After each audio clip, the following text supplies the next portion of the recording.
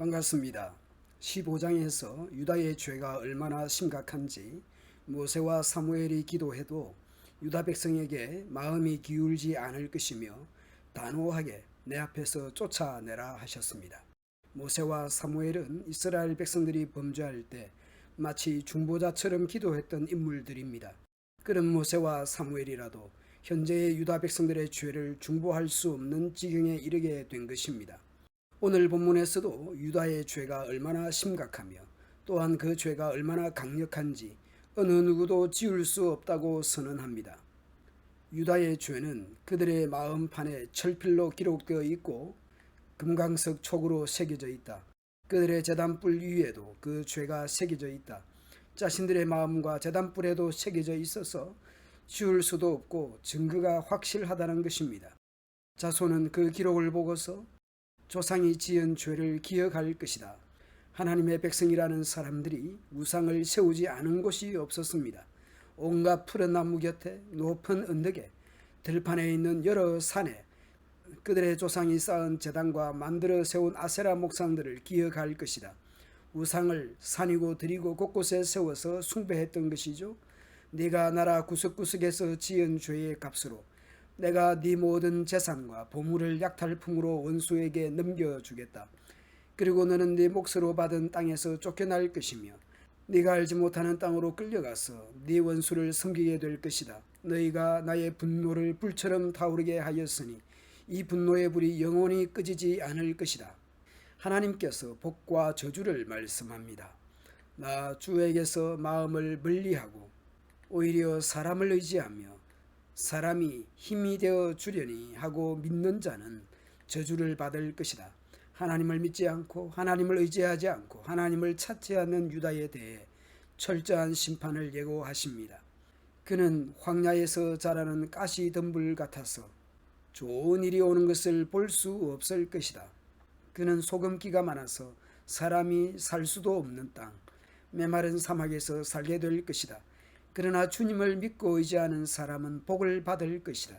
그는 물가에 심은 나무와 같아서 뿌리를 겨울가로 뻗으니 잎이 언제나 푸르므로 무더위가 닥쳐와도 걱정이 없고 가뭄이 심해도 걱정이 없다. 그 나무는 언제나 열매를 맺는다. 하나님께서는 저주의 길이 아닌 하나님을 믿고 의지하는 복의 길을 걷기를 바라시지만 인생의 본성이 어떻습니까? 만물보다 더 거짓되고 아주 썩은 것은 사람의 마음이니 누가 그 속을 알 수 있습니까? 각 사람의 마음을 살피고 심장을 감찰하며 각 사람의 행실과 행동에 따라 보상하는 이는 바로 나 주다. 사람은 몰라도 하나님은 아십니다. 불의로 재산을 모은 사람은 자기가 낳지 않은 알을 품는 자고새와 같다 하십니다. 자고새가 어떤 새인지 정확히 알 수 없지만 알을 품었지만 실패한 새입니다.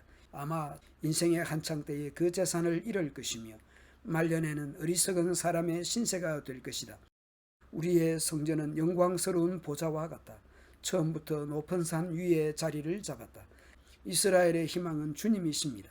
주님을 버리는 사람마다 수치를 당하고 주님에게서 떠나간 사람마다 생수의 근원이신 주님을 버리고 떠나간 것이므로 그들은 땅바닥에 쓴 이름처럼 지워지고 맙니다. 하나님의 어떠하심을 알게 된 선지자는 간구합니다. 주님, 저를 고쳐주십시오. 그러면 제가 나을 것입니다. 저를 살려주십시오. 그러면 제가 살아날 것입니다. 주님은 제가 찬양할 분이십니다. 백성이 저에게 빈정거리는 말을 들어보십시오. 주님께서는 말씀으로만 위협하시지 별 것도 아니지 않느냐. 어디 위협한 대로 되게 해보시든지 합니다. 믿음도 없지만 겁을 상실한 상태입니다. 그러나 저는 목자가 되지 않으려고 도망을 가거나 주님 섬기기를 피하려고 하지도 않았습니다. 재앙의 날을 오게 해달라고 간구하지도 않았습니다. 무엇을 기도했는지 주님이 아십니다. 저를 무섭게 하지 마십시오. 주님은 재앙의 날에 나의 피난처이십니다. 저를 박해하는 사람들이 수치를 당하게 하시고 제가 수치를 당하지는 않게 하여 주십시오. 그들이 무서워 당황하게 하시고 제가 무서워 당황하지 않게 하여 주십시오. 이제는 그들에게 재앙의 날이 오게 하시며 갑절의 형벌로 그들을 멸망시켜 주십시오.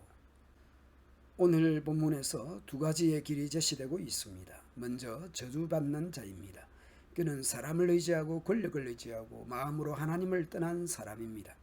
그는 좋은 일을 볼 수 없고 메마르고 소금기가 있는 사람이 살 수 없는 곳에 거하게 될 것입니다. 다음은 복 있는 사람입니다. 그는 여호와를 믿고 의지하는 사람입니다. 그는 시냇가에 심긴 나무처럼 그 잎이 청청하며 가뭄에도 마르지 않을 것입니다. 우리는 어떤 사람으로 살고 있습니까? 눈에 보이는 사람과 권력을 의지하며 살아갑니까? 여호와 하나님을 믿고 하나님을 의지하며 살아갑니까? 의인들의 길은 여호와께서 인정하시나 악인들의 길은 망할 것입니다. 하나님 의지하며 주야로 말씀 묵상하여 복 있는 인생 되도록 합시다. 감사합니다.